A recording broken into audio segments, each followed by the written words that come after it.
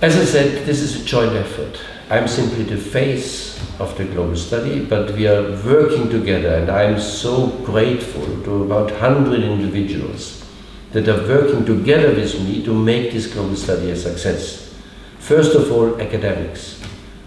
The global campus of human rights, consisting of about 100 universities in all regions of the world, was closely integrated, and many of the best researchers from Pretoria, from Bangkok, from Buenos Aires, from Vienna, from Bosnia, and other universities said, we want, free of charge, help you, we want to work with you.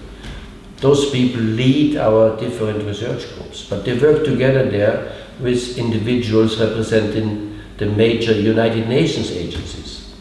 UNICEF, the United Nations Children Funds, is a very important institution. The High Commissioner for Human Rights in Geneva, the High Commissioner for Refugees, the International Organization for Migration, the United Nations Office for Drugs and Crime in Vienna, the World Health Organization, etc. They all work together to bring in their specific expertise into this global study.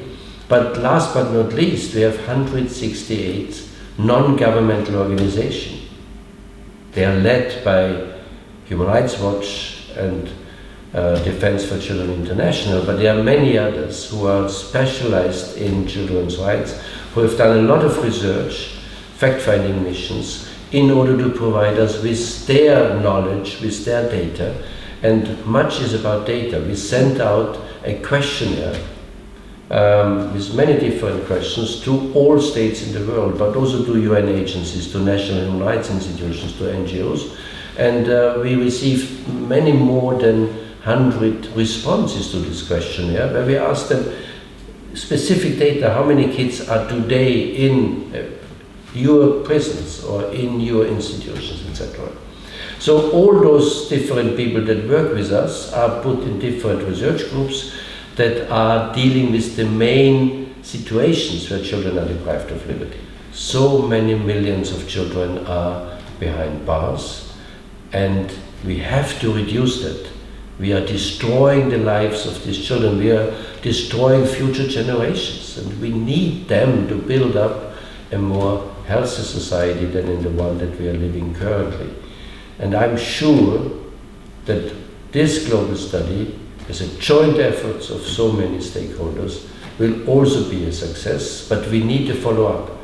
The study is only the beginning of a long-term process. The beginning to find the data, to come up with very clear recommendations, what states need to do, what United Nations organizations and agencies have to do, but also what we as society can contribute in order to reduce the suffering of children behind bars, to reduce the number of children behind bars as much as possible, and to comply with the Sustainable Development Goals of the United Nations, in particular the goal that says we want to eradicate by 2030 all forms of violence against children.